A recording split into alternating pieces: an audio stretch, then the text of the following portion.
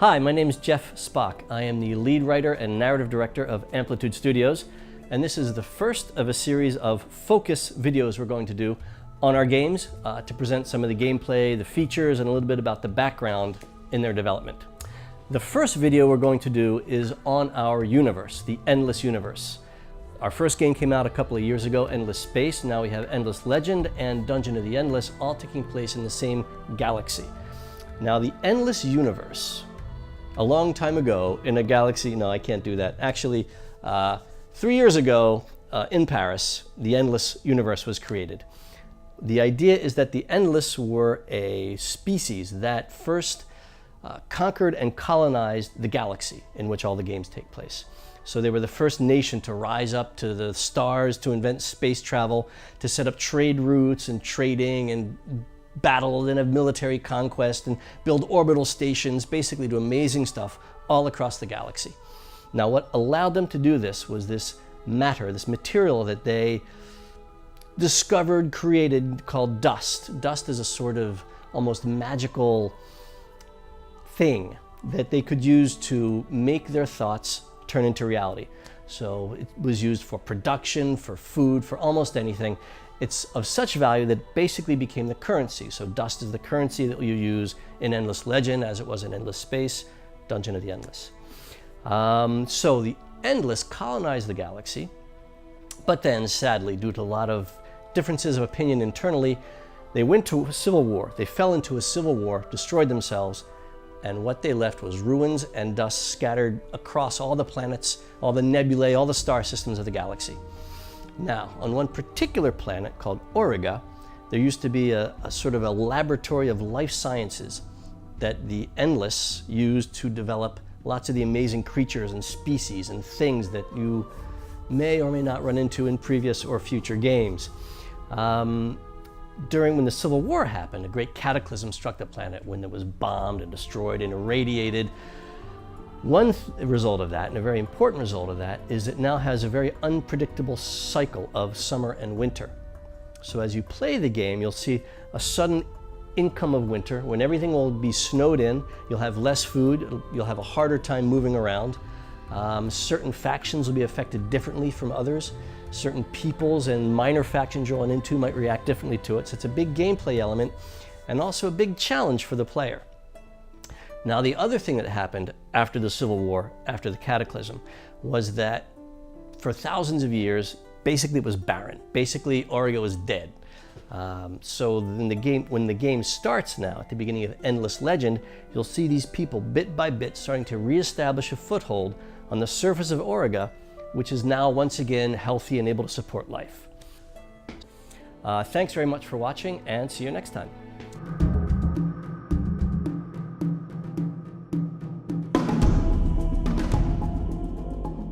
Hi, my name is Jeff Spock. I'm the narrative director of Amplitude Studios, and I'm here today to tell you about our Guardians expansion. Now, this is an addition to the Endless Legend game that's going to be full of new units and a lot of new gameplay. So let me tell you some about what we have in this. So the first thing is the Guardians themselves. Now, these are big, Colossus-sized units. They're huge. Each one takes an entire hex on the map. They have a lot of special abilities, both in battle and in the exploration map itself. So you see some very interesting gameplay evolutions coming from them. They also have a new class of item called gemstones, which will give them certain buffs and bonuses. They're going to be big, important, strategy-changing units. So it'll be very interesting to see how they get integrated into the gameplay and what you guys can figure out what to do with them. What I'd like to talk about now are the legendary deeds and legendary buildings. The way it works is that each time a faction unlocks a new technology era, what you'll see is a couple of slots along the side for 2 legendary deeds and a legendary building.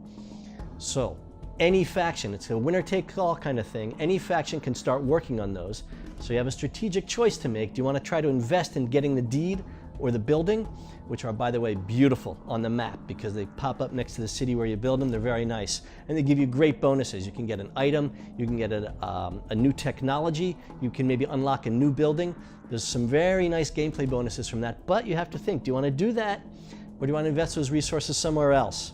So it's interesting, but they are gorgeous if you get them done. One thing I'd like to add following on to that is also unlocked from the tech tree are what we call unique buildings. Now this is another thing requested by the community. What they allow you to do is specialize your cities a bit more.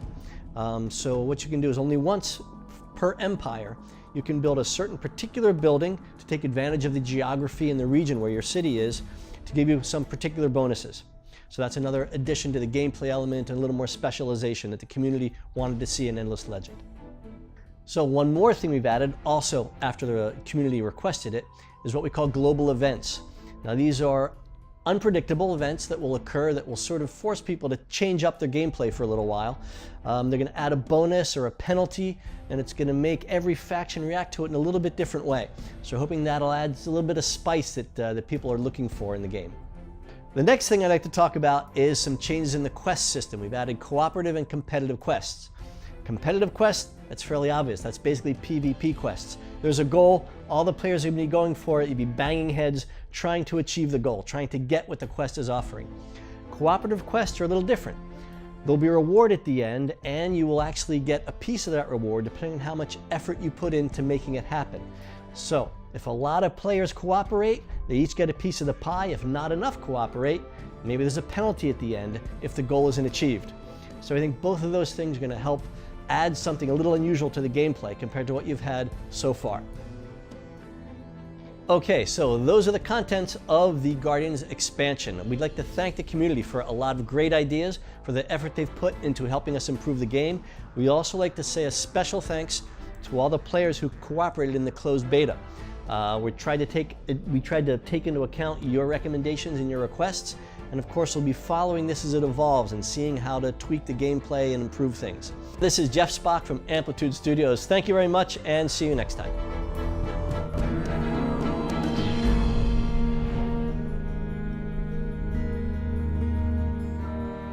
Hi everybody, it's Jeff Spock from Amplitude Studios back with another focus video. This time it's about the Endless Legend Shadows expansion pack we're going to be putting out.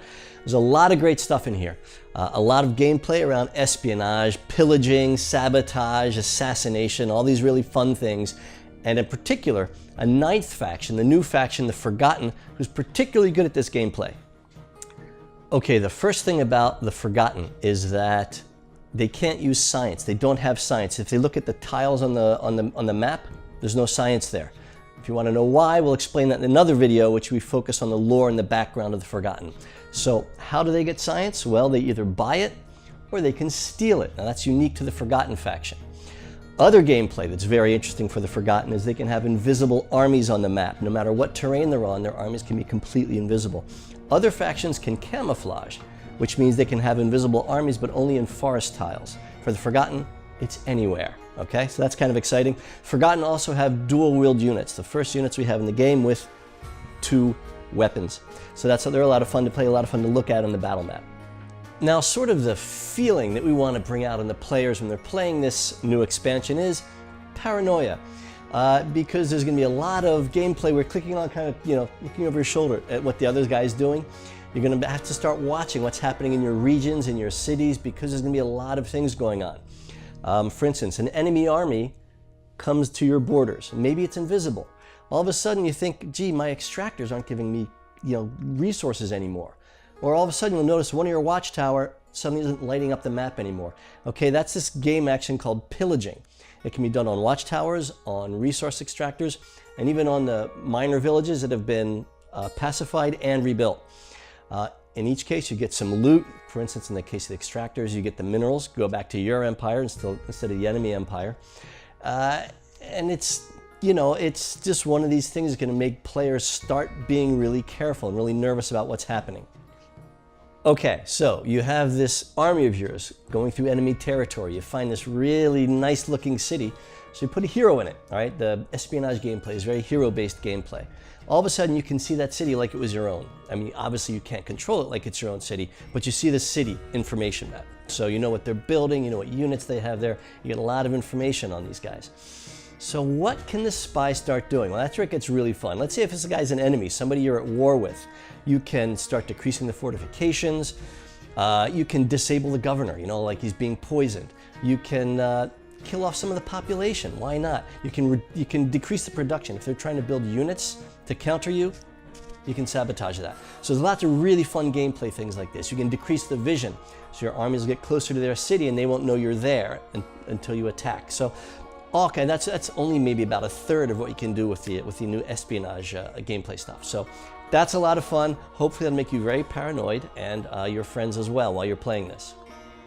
If you don't have that many heroes, if you're not so good at spying, you're not alone, it's okay. Of course, we give you a lot of counter-espionage tools as well. In fact, there's a lot more I haven't mentioned that's in the expansion pack as far as buildings, technologies, improvements, there's items, there's hero skills, there's lots of things to do all around this kind of gameplay. So we hope you go out there and have a really fun and paranoid time with it.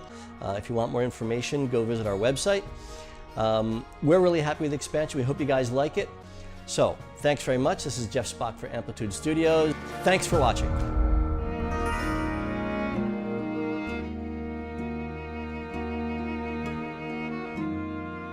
Hi, I'm Jeff Spock, the narrative director of Amplitude Studios, back with another focus video. What I am going to tell you a little bit about today is our new expansion called Shifters, which has an awful lot of content. And the content is focused on one thing. It's making winter a really much more interesting gameplay experience. Winter has always been a very hard part of the game. And instead of just making it something that's difficult to play, we wanted to make it something that's fun to play, that gives you some new gameplay challenges, some new objectives. So what are some of these? Well, for instance, there's a new faction called the Allayi. We'll do a focus video on them as well, who have very different bonuses and gameplay styles in summer and in winter, whether it's in diplomacy, whether it's in battles, whether it's in resource collection. You're going to see that they have a lot of interesting new ways to play the two different seasons.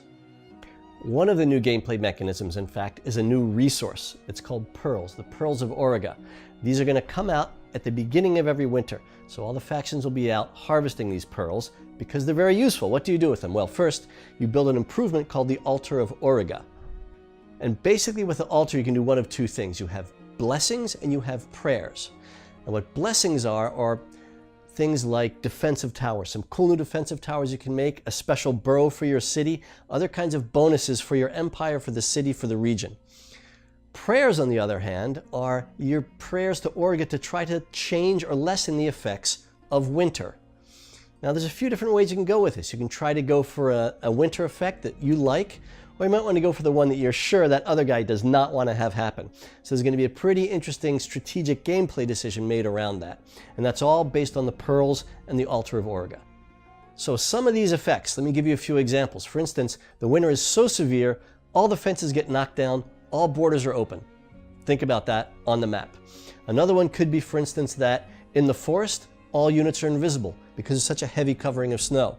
Another one, and this is particularly interesting because it changes even the geography, you can have lakes, rivers, and the seacoasts frozen over. So the armies can actually cross what might have been impassable before. That's going to change a lot of the thinking of defensive play and perhaps when and where you want to attack.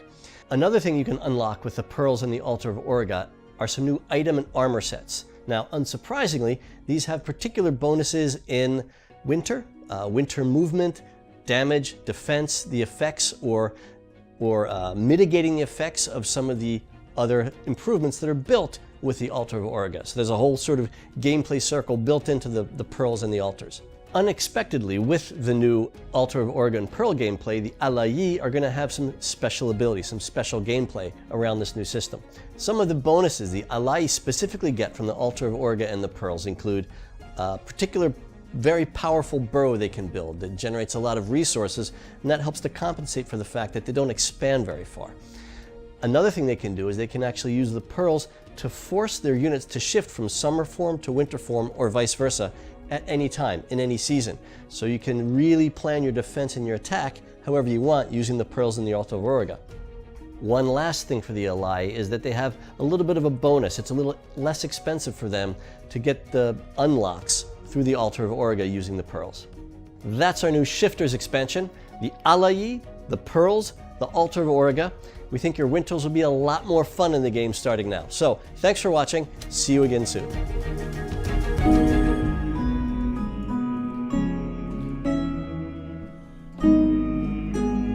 Hi, I'm Jeff Spock, the narrative director of Amplitude Studios, and I'm back with another focus video, this time on our Tempest expansion.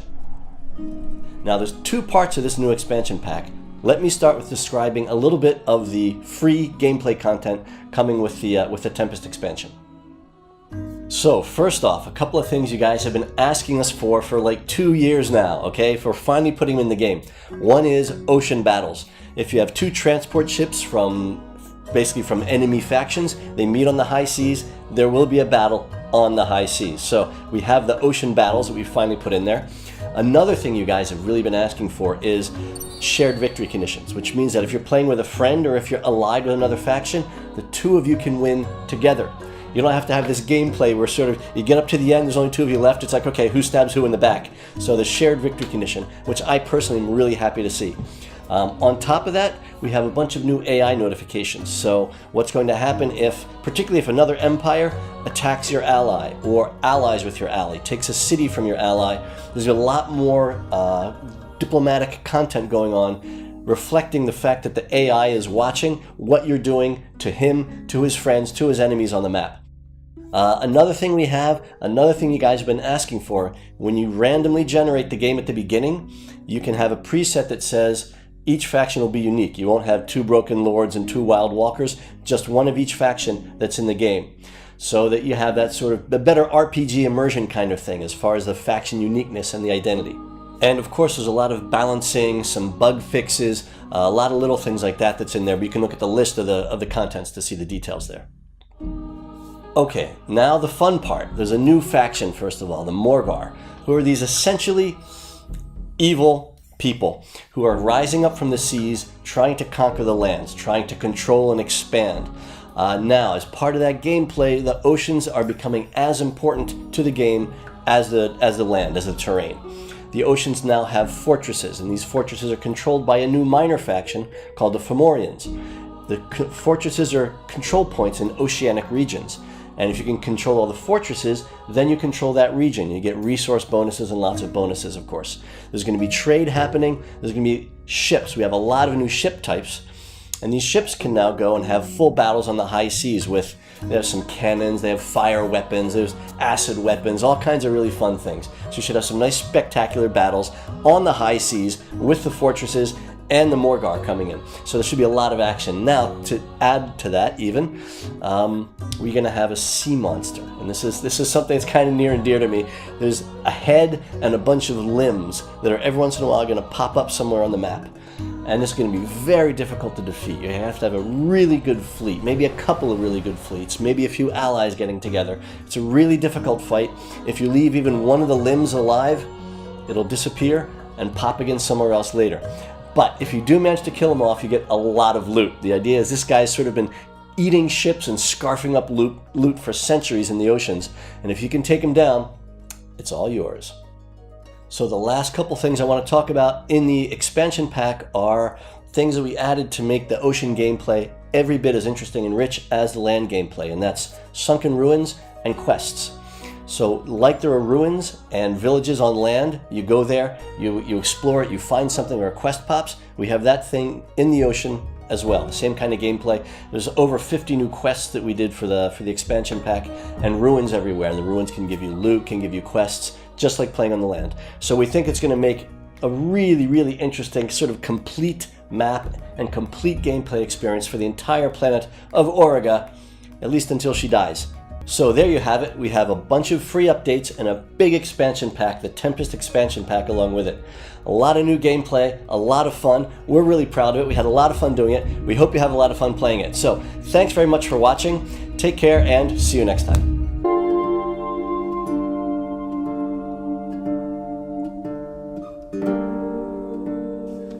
Hi, I'm Jeff Spock. I'm back with another of the focus videos for Amplitude Studios. This week we'll be talking about the factions, an overview of the factions in Endless Legend. And this is a really important part of the game. When we create a faction for Endless Legend, we basically have two things in mind. Well, several things in mind, but the major things are we want it to be familiar, but at the same time have a twist, something that makes it interesting. And that's both in the lore and in the gameplay. So what I'd like to do now is try to give a very brief, concise overview, which is difficult for me because I love this stuff and I tend to talk a lot, of the 8 factions. First one is the Vaulters. The Vaulters are a very science fictional looking faction, Basically, they come from a spaceship that crashed on the planet centuries ago. They survived one way or another. Now they're coming back up out on the surface. So they look very high tech, except they're using swords and crossbows. They focus on science because they're trying to rebuild their scientific knowledge, and they're very good at defense. So if you play the Vaulters, science, defense, looks a lot like these guys.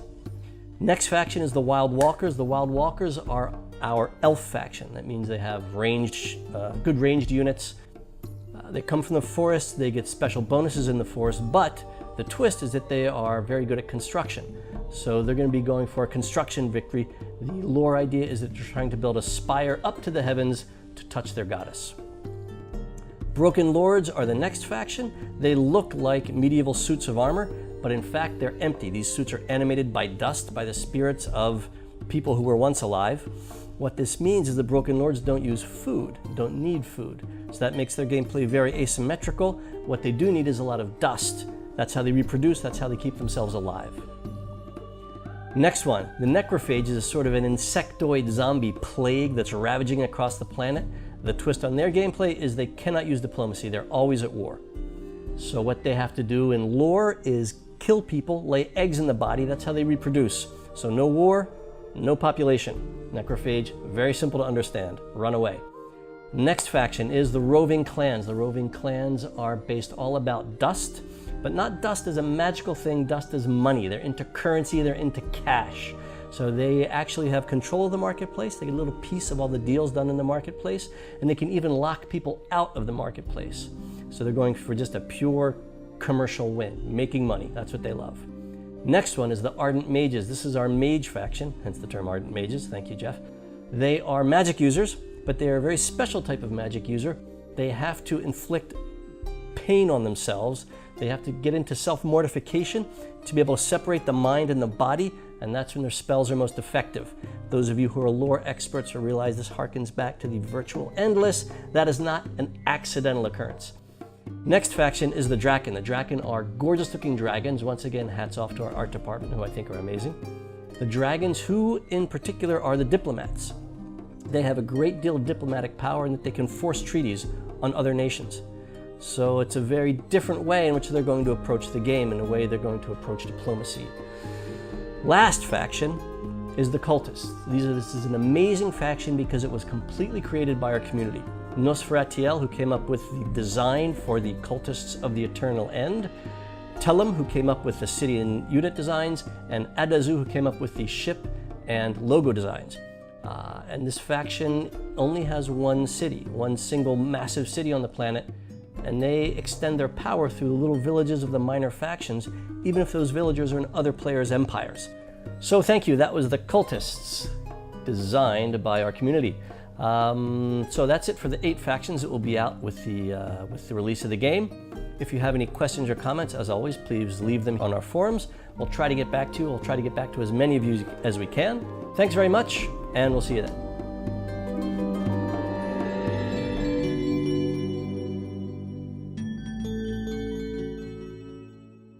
Hi everybody, it's Jeff Spock back with another focus video from Amplitude Studios. The last one we did was a general overview of the factions. So this week we're going to dive into one of the factions, specifically the Vaulters, present a little bit about their background, the gameplay, and what they're trying to do, and the kind of victory they can achieve in the game. The Vaulters, from the point of view of lore, are a starfaring people who crash landed on Auriga. This may mean something to some of you who've looked into our other games.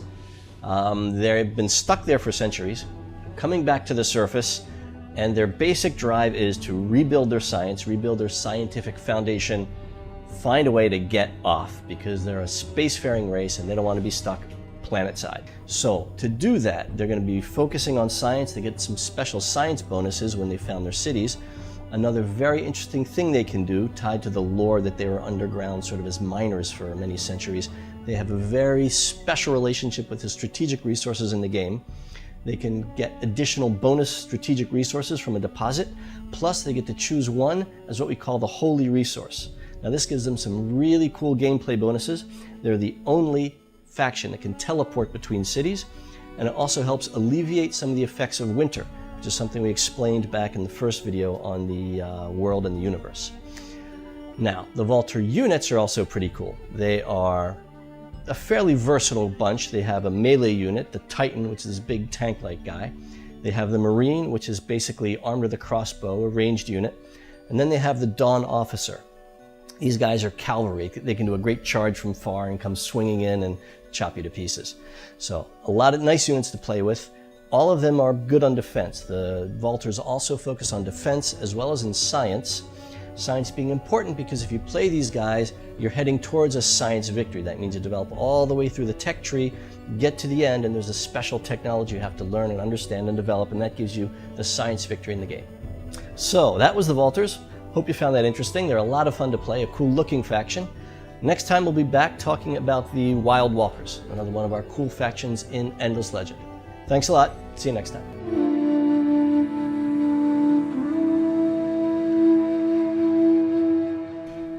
Hi there everyone, it's Jeff Spock, the narrative director and lead writer of Amplitude Studios, back with another one of our focus videos. We're going in detail into the factions now. We previously did the Vaulters, now it's the turn of the Wild Walkers. Now the Wild Walkers are our elf faction, more or less. However, even though they have a lot of the traditional elvish sort of characteristics, like they shoot bows, they wear green, they come from the forest, we put a few twists in there that we think makes their gameplay a little more interesting. So one of the things is they had this power called the sharing, in which they could share the soul or trade souls with the beasts of the forest. So they gained these savage powers and this real sort of rush of energy from this. However, it started to take over the society as more and more people became lost to this sort of bestial side of their nature.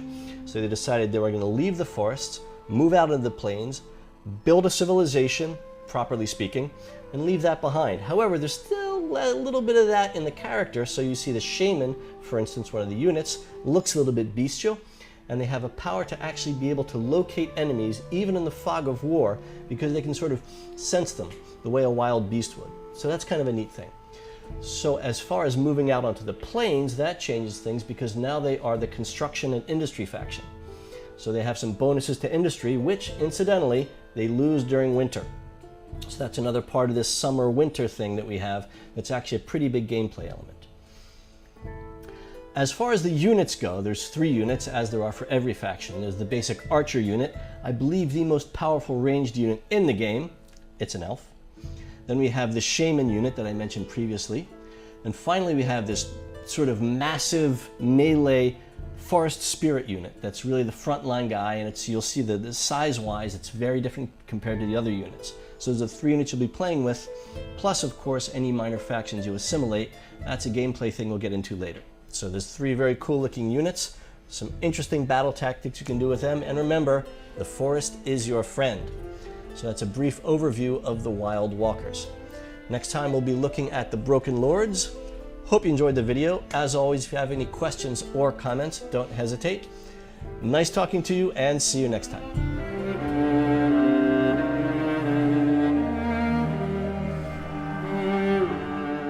Hi again, it's Jeff Spock, lead writer and narrative director of Amplitude Studios, back with one more of our focus videos.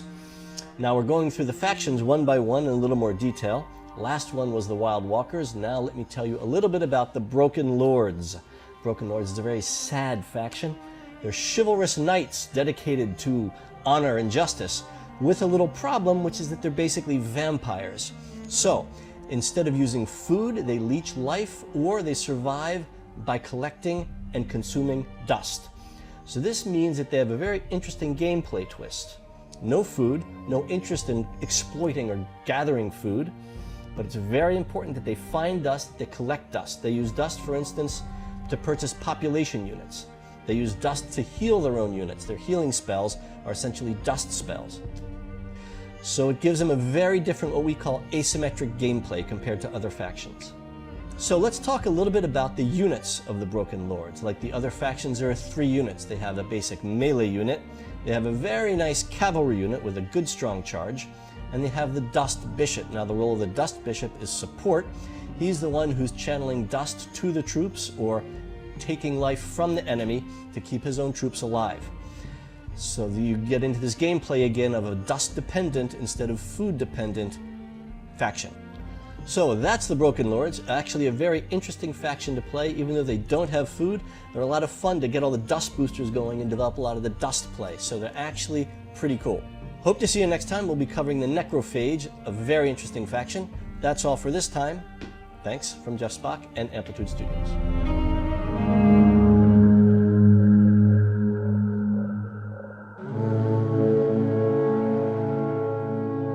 Hi again, it's Jeff Spock, lead writer and narrative director of Amplitude Studios, back with another focus video.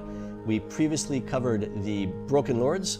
Because we're doing all the factions one by one in a little more detail, now we're going to do the Necrophage, a very interesting faction from the points of view of both lore and gameplay. They are basically an insectoid menace that's trying to cover the planet with, well, with themselves. They are constantly at war. From the gameplay point of view, they cannot be at peace. They're a faction that's always at war. If you played the Cravers in Endless Space, this may be a little familiar to you. Now, the other quirk that they have as far as gameplay goes is they're not very good at food, so where they get their food from is the bodies of fallen enemies. So the more you're at war, the more enemies fall, the better you can feed your people. It's not a pretty lifestyle, but it works for them. Now we're continually getting asked, how exactly do they reproduce? I've tried to explain this before. I'll make it as simple as I can. It's interspecific, kleptoparasitic, ovipositing parthenogenesis. I think that should settle that once and for all.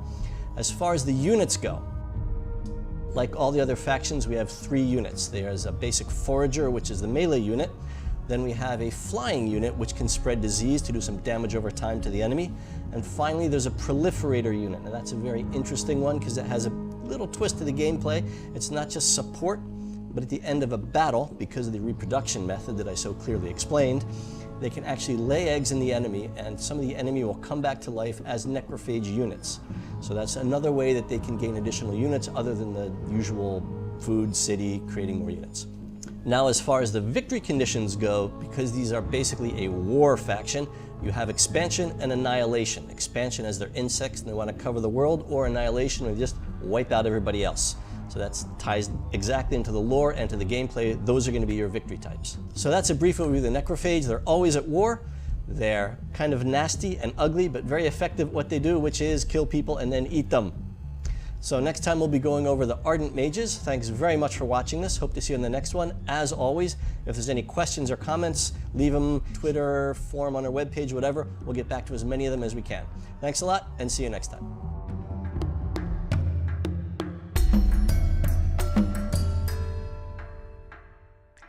Hi, it's Jeff Spock, lead writer and narrative director of Amplitude Studios, back with another of our focus videos where we're going into a little more detail on the factions. We're going to cover the Ardent Mages this time. Now, the Ardent Mages have a very special lore. There are spellcasters, so if you like playing magic, using that kind of thing in the game, they're the ones for you.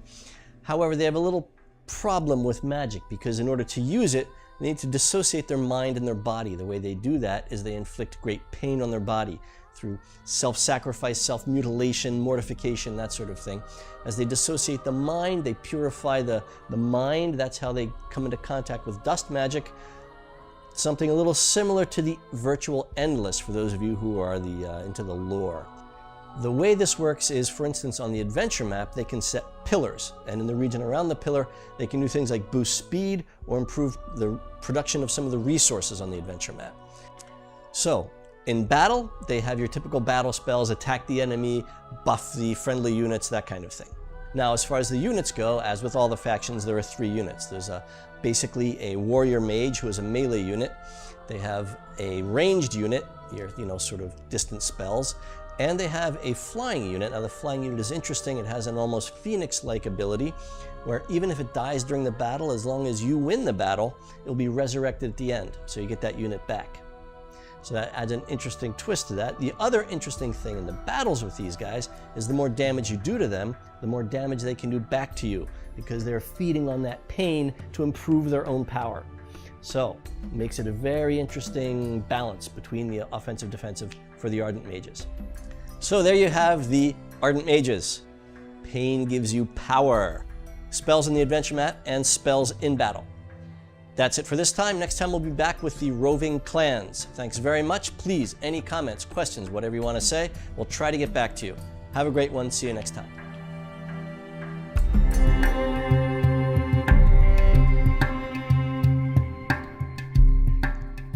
Hi, it's Jeff Spock, lead writer and narrative director of Amplitude Studios, back for another focus video. We're still going through the factions in detail. Previously we did the Ardent mages, and now it's the Roving clans. The Roving clans are the merchants and traders of Auriga. The idea is they cross the planet, meeting other factions, setting up marketplaces, basically becoming the masters of the marketplace. What's interesting is this gives them a lot of special gameplay, and they need that. So what they can do, for instance, is they see everything that happens in the marketplace. You buy something from another faction, sell it to a fourth or fifth faction, they see that. Not only do they see that, they get a piece of it, because they're sort of the power behind the marketplace. Now what they cannot do is declare war on anybody. So if they want to go to war, they can maybe use their power to embargo a faction. So you can't use the marketplace anymore. They end up going to war. War is what they wanted. Maybe they even profit from war by selling units to both sides. So they can be a very manipulative faction, a very interesting faction to play. So the other very interesting gameplay twist they have is they can actually pick up and move their cities. So if they start a city early in the game and it turns out there's better tiles or an interesting anomaly somewhere else in the region, they can literally pick up the city, move it, and put it down someplace else. Because they're nomads. They're traders. They move. That's what they do. You also see this same movement in their units. In battle, all of their units are mounted. They're not necessarily all cavalry, but they can move very quickly on the battlefield. So that means they can get in quick or charge and get out quick. It's easy for them to retreat. So they want to attack, they want to run away, they have a certain advantage. So that's the Roving clans. Two things to think of: movement and the marketplace. Those are their strengths. We'll be back next time to present the Drakken. Dragons, another very cool faction.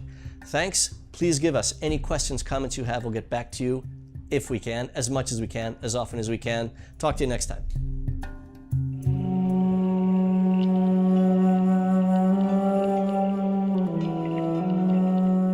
Hi everyone, it's Jeff Spock, lead writer and narrative director of Amplitude Studios, back with yet one more of our focus videos that we're doing.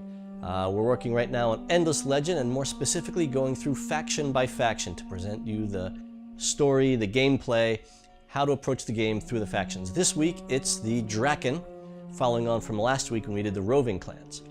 Now the Drakken are interesting because they are a clan that even actually predates the Endless on Auriga. They've been around forever. They were sort of uplifted by the Endless into being a sentient species. So their big advantage that gives them in the gameplay is that they know the whole world map from the beginning of the game. Very interesting. If you've played Endless Space before, it's the same sort of bonus the Amoeba had, for those of you who are curious. Another interesting thing is, imagine an alliance between the Roving clans, who we just talked about, and the Drakken. One can see the entire map, the other one needs to contact them to trade and open the marketplace. Could be very interesting. One more interesting lore aspect of the Drakken is that they are sort of viewed as the protectors of the planet, and were really put into that role by the Endless before the Endless wiped themselves out. So things like the Endless ruins give them a bonus. Their knowledge of the Endless and their familiarity with some of the ruins gives them another aspect to the gameplay, again, for the influence and the diplomacy. The Drakken's big power is diplomacy. They gain more influence points and are more effective in diplomacy than the other factions. They can even actually force treaties, peace treaties, and ceasefires and that sort of thing on the other factions who are at war. Because the goal of the Drakken is to keep the planet peaceful, to keep everybody at peace. They have a diplomatic victory then. They gain diplomacy points as they play. They get to a certain number, they won. Auriga's at peace, everyone's happy. As far as the units go, it's a very cool looking faction because they are dragons basically. 2 of the 3 units are even flying units. So this is a big advantage in that when they're doing movement on the map, they can ignore the cliffs. They have some special attacks in battle as well. So the flying units make them very interesting guys to play. And they just look great, because they're dragons. So that's it for the Drakken. Diplomacy, seeing the world map, makes them very interesting to play. Next session, we'll be talking about the Cultists, which is the one that was designed by our community. So that's a lot of fun for us to see what they came back with, and then have to figure out the lore and the gameplay to go along with it. Hope you enjoyed it. See you again next time.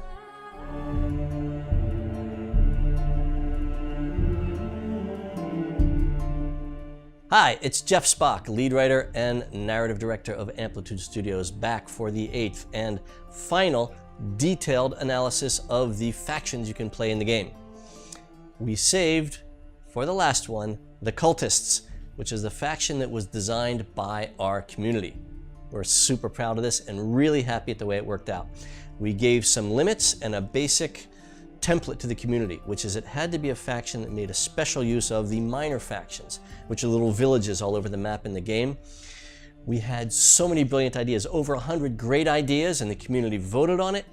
Ended up with this one, the Cultists of the Eternal End. The name alone makes you want to play them, I know. So first off, I have to thank Nosferatiel, who came up with the design, Tellum, who came up with the city and unit artwork, and Adazu, who came up with the ships and the logo. You guys are an example of why our community is so awesome, and I use that word very seldom.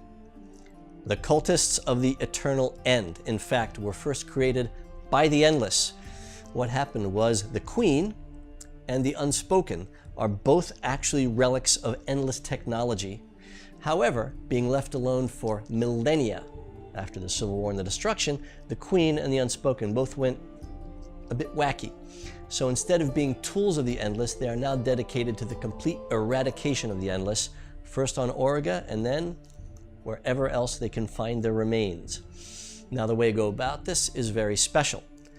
They only have one city, and they go out from that city, basically converting, proselytizing the minor faction villages.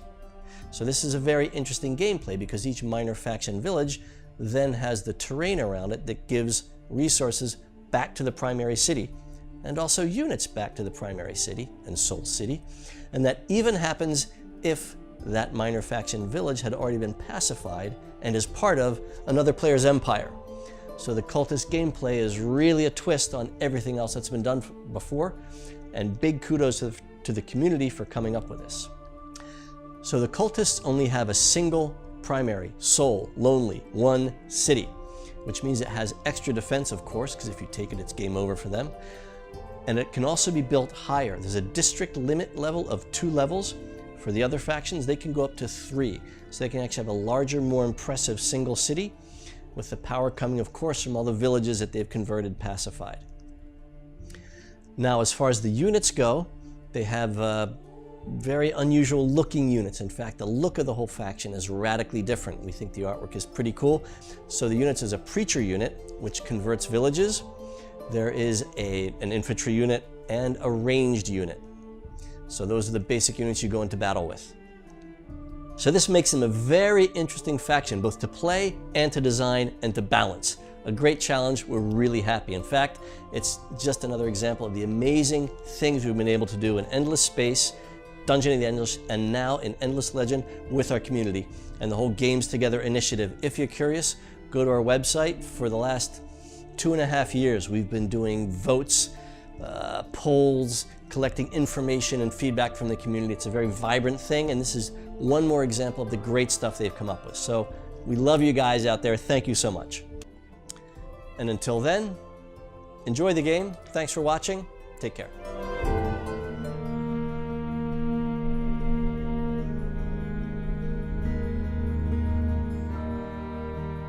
Hi everybody, I'm Jeff Spock, lead writer and narrative director of Amplitude Studios, back with another focus video on the main factions. We're going to continue that thread that we've been doing, and this is the new one. We have a new main faction, the first one in a long time, coming out with our new Shadows expansion for Endless Legend.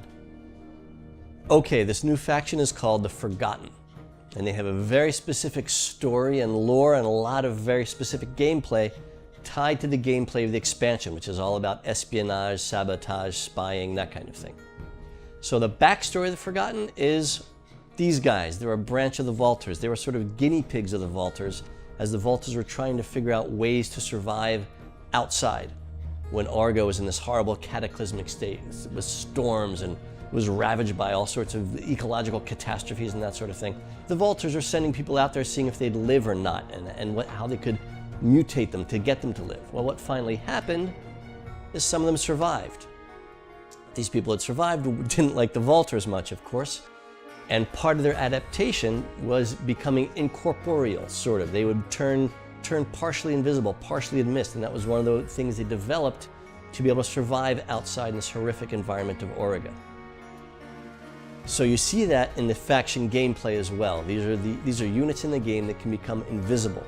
And in fact, if you have a forgotten hero leading an army, you can make the entire army stealthy, invisible, so it can travel across the map. Now, other factions will get a piece of that. They'll get camouflage so they can hide units on forest tiles. But the Forgotten, they can go all the way. They can become completely stealthy. So that's a really fun twist to the military gameplay that we've had so far. So as far as the units go, there's 3 units, of course. There's the Assassin, who is sort of the frontline melee unit, who will occasionally disappear, show up behind you and backstab you because that's how we roll. There's the Mist, which is a flying unit. It can sort of become incorporeal, strike several units at once, and then come back to its place. So it's almost like a chain lightning kind of attack. And then there's the Predatore, which is a distant unit. Dual-armed crossbows. I mean, it just doesn't get any better than this. So those are the 3 unit types we have for the Forgotten. A really key thing also with the Forgotten is a lot of the gameplay is fairly hero-focused because you put a hero in an enemy or in a friendly city as a spy. You get to see everything that's in the city. You can take all sort of actions to, well, have fun with the other player. You can impact the industry, the science. You can reduce their field of vision. You can disable the governor if there's a hero who's a governor there. Attack the fortifications. You can make your diplomatic actions with them cost less. You can influence them and get them to do things. So there's a lot of fun things you can do with that gameplay, but it requires a hero. So you have to think about having a few more heroes in your academy, and that's one of the reasons in the faction quest you get an extra hero early on because it is very, very hero-oriented. So their whole faction quest is about vengeance and retribution. It's kind of dark, but it's kind of a dark faction as well. So I think it's going to be a lot of fun to play and to discover. So there you go. That's the Forgotten, the Shadows expansion pack to Endless Legend. Get it, play it, have a lot of fun with it. I think there's a lot of great new gameplay in there that you'll enjoy a lot. I'm Jeff Spock for Amplitude Studios. Thank you very much. If you have any comments, please post them on Twitter, go to our forums. See you next time. Thanks a lot.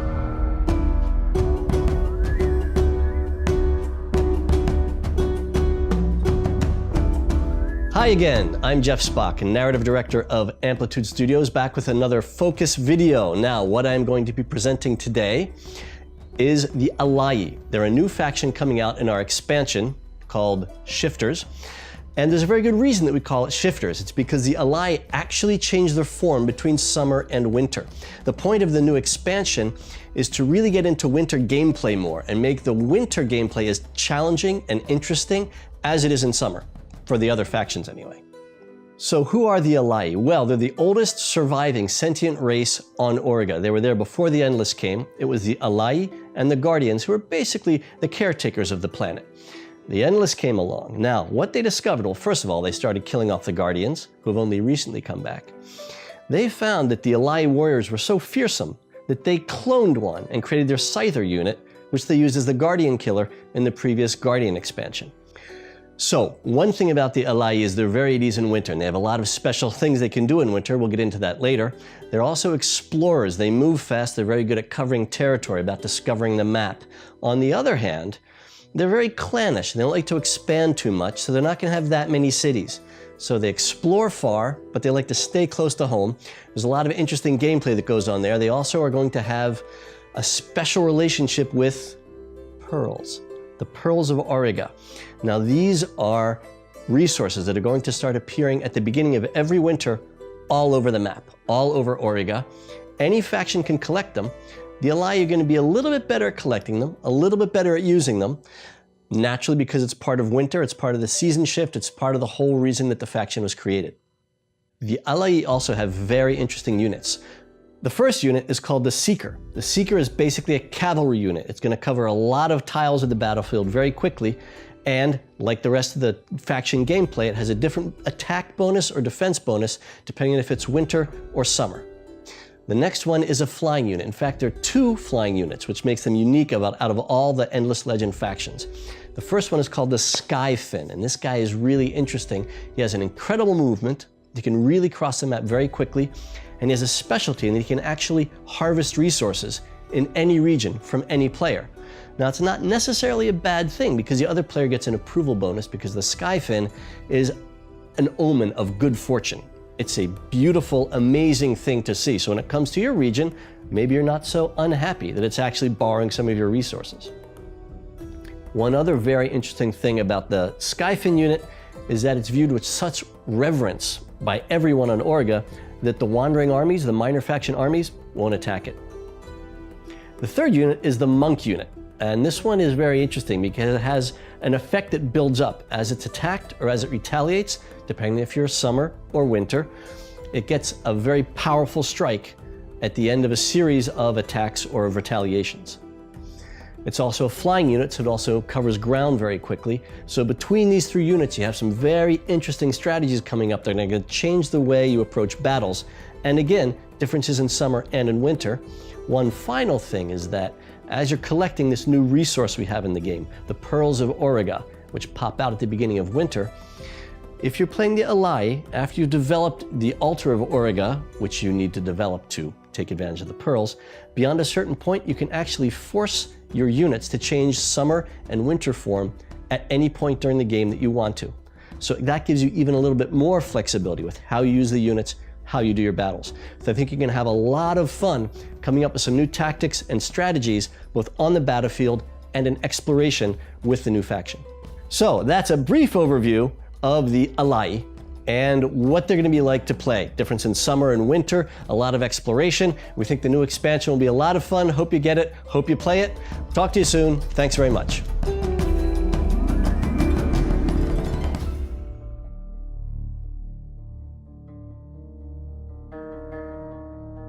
Hi, I'm Jeff Spock, the narrative director of Amplitude Studios, and I'm back with another focus video for Endless Legend. Today I'll be talking about our Tempest expansion pack, and in particular the Morgawr, which is the faction we created for the expansion. Now the Morgawr, we decided when we were creating them that we were just going to make a faction that's basically just bad guys. They're basically evil, and that gave us a lot of leeway to play around with the design and the style and the art and everything. So to create the Morgawr, we decided to start with the basic assumption that this is indeed a science fantasy game. It's not just high fantasy. There's also that bit of science fiction in the background. So the Morgawr are basically escaped lab specimens of the Endless, and I think you'll see a little bit of that in the trailer that we did. So they come up to the surface after having been imprisoned for centuries, and their only obsession is freedom. But this is freedom to the point of they don't want anybody, anywhere, to be as strong as they are, to be able to control them. They don't feel free as long as there's anybody out there who is powerful. So they're this faction that's going to be very obsessed with conquest, with control, with domination, with like this sort of very demonic sense of freedom where they want complete liberty to do whatever they want. So for the new faction, we have some cool new gameplay, all of it based around things like curses and mind control. So you can mind control minor faction units. You can unpacify pacified villages. Basically, it's a faction that's very good at causing trouble for other people.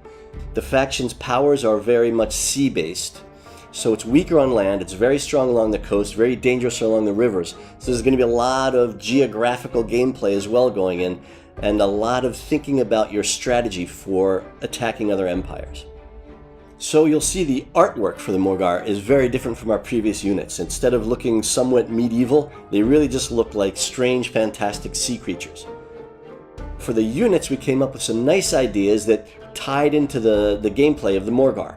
The first one is called the Mastermind, and they're more of a support/infantry unit, but with really good vision capabilities, so you can often find camouflaged and hidden enemy troops, which is quite useful. The second unit is called the Vor. The Vor is a very cool looking unit, sort of like a boat with teeth. It's a very solid attacker, and it has very good defensive capabilities. So it's kind of a little bit of a turtle unit that doesn't look like a turtle, trust me.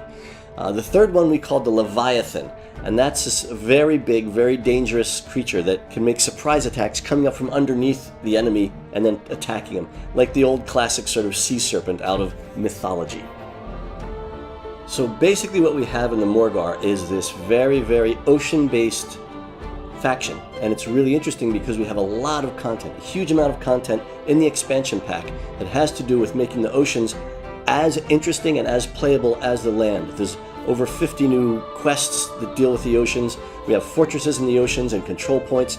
There'll be a lot of trade, a lot of commerce, a lot of warfare now with battles on the oceans. And in all of them, the Morgawr will have some particular abilities and some really interesting challenges to pose to the other players. So that's the faction, more or less in a nutshell. Thanks very much for watching. Take care and see you next time.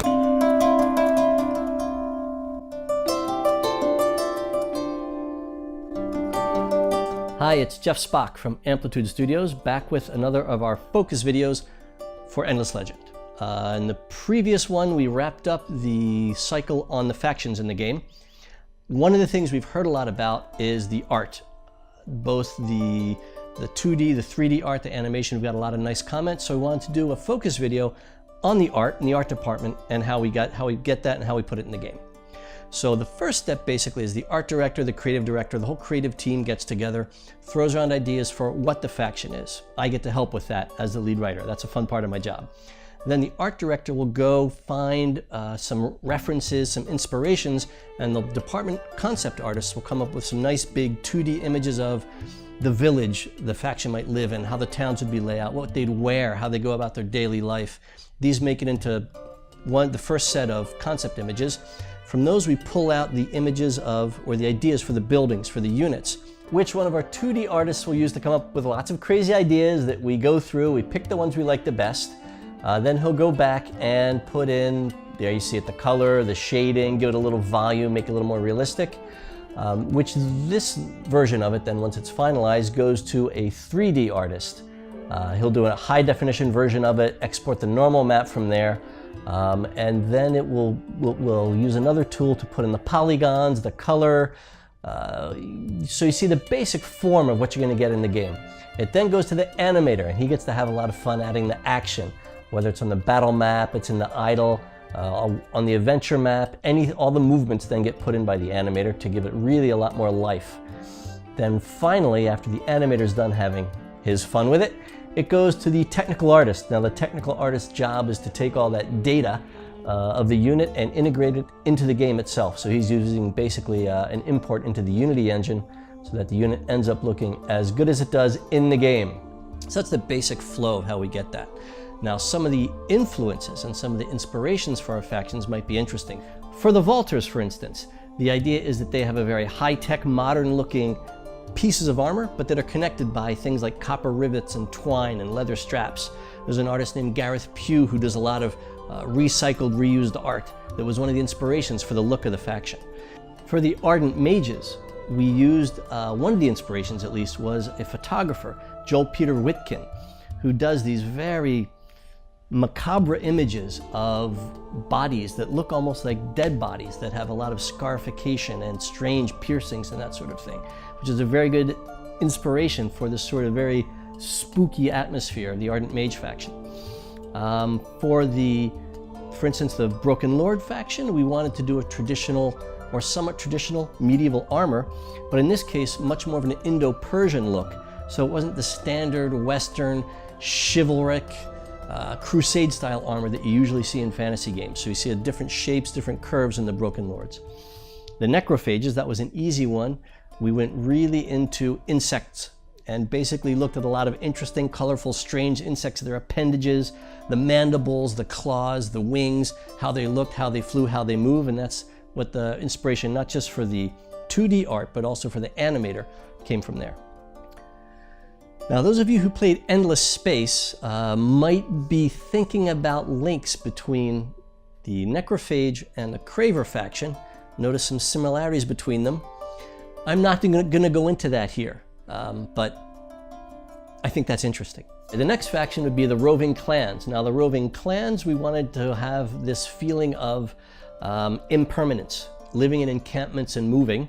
So we actually borrowed some of the images and some of the feel of it from the Mongol tribes, and yet the buildings should be reminiscent a bit of the Tibetan style buildings. So it's really a mix of that sort of Central East Asian culture that you'll see in the Roving clans. For the Wild Walkers, because of their history of savagery and this furor that they have called the sharing, you may see something in the Wild Walker characters in the units that looks almost a little bit animal, a little bit savage. So the next faction would be the Drakken. Now the Drakken being dragons, we actually had some trouble bringing them down to sort of a human size without putting clothing on them, because once you put clothing on a dragon, it's like, you know, My Little Iguana or something. It just looks very strange. So the art department had a real challenge in maintaining the sort of the strength and the presence of a dragon, and yet bringing it down into the shape of a humanoid. So that was their challenge. Finally, of course, is the Cultists. Now this faction was designed by the community. So we had community artists coming up with ideas that we bounced back and forth to finally come up with what you'll see as a sort of very interesting mix between mechanical, unliving masks and sort of strange, fantastic machinery. It's a very strange look compared to the other factions in the game, but I think it's a very interesting one. So we hope you'll like that. Now, the last thing I want to talk about is the terrain. We didn't have terrain in Endless Space, so it was a big challenge for the studio, both artistic and programming points of view, to put terrain into Endless Legend. And we didn't just want generic 2D terrain, you know, flat 2D, a couple of trees, and you move your troops around. We decided the terrain really should be at the heart of the gameplay. And to do that, we had to have the terrain be almost a living element of the game.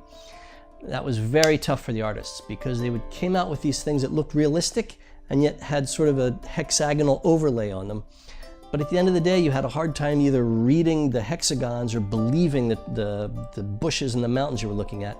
So what we finally did was, one of the artists went away, came back with this idea and said, look, they're hexagons, let's make them look like hexagons, but really cool hexagons.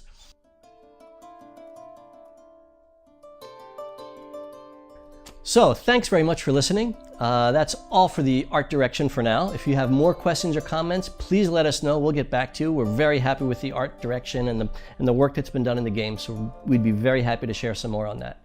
Thanks very much for watching, and see you next time.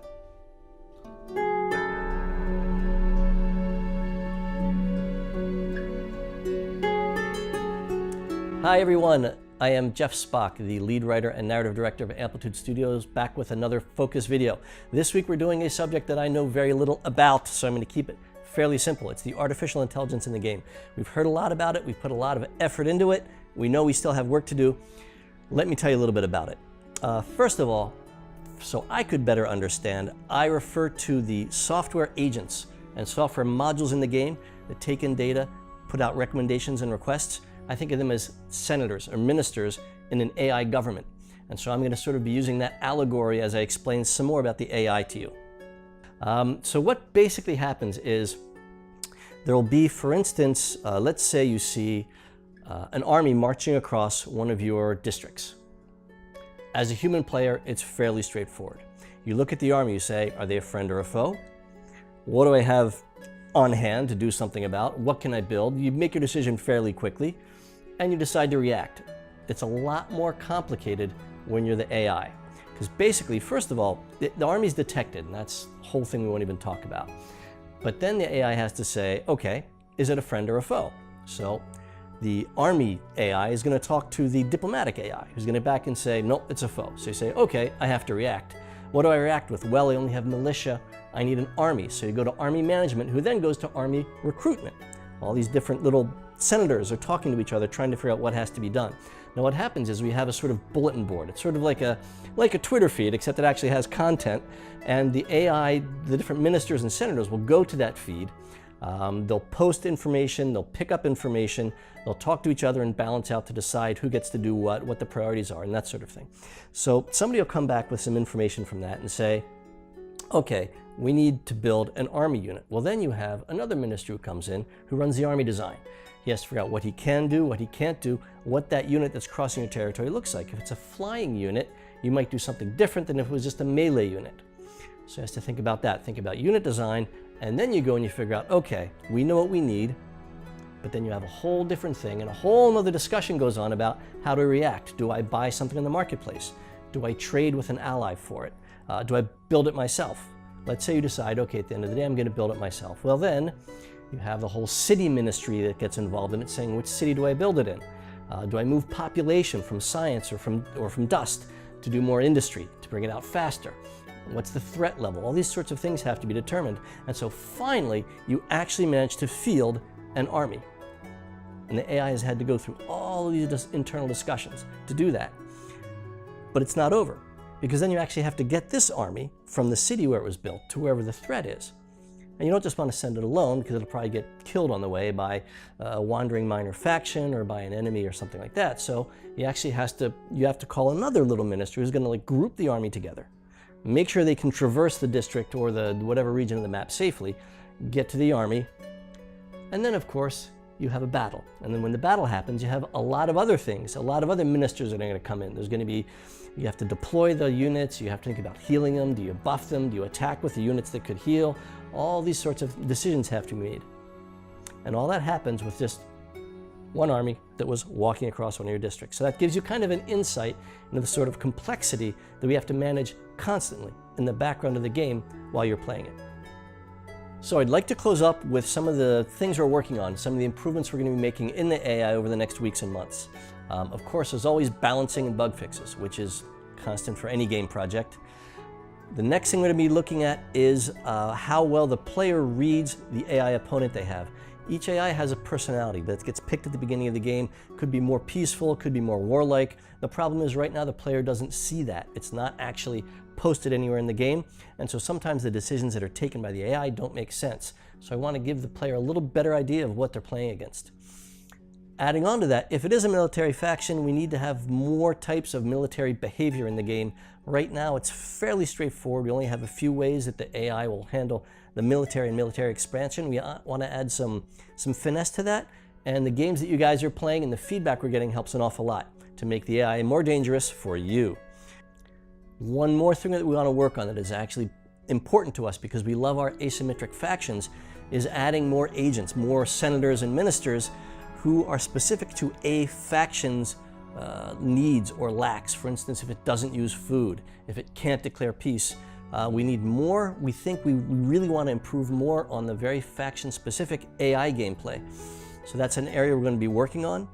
And in addition to that, we're adding ministers, we're making them more refined, and part of that is adding the data, getting more sources of data, improving the way the ministers talk to each other, the way they weight and value and take decisions, because that's also, of course, very important with an AI system. So there you go. That's a brief, non-technical overview of what we've done with the AI, where we want to go with it. Thanks very much, as always, for listening. We'll be back again next time with another focus video. And until then, please send us your questions and somebody more competent than I am will respond. Thanks a lot.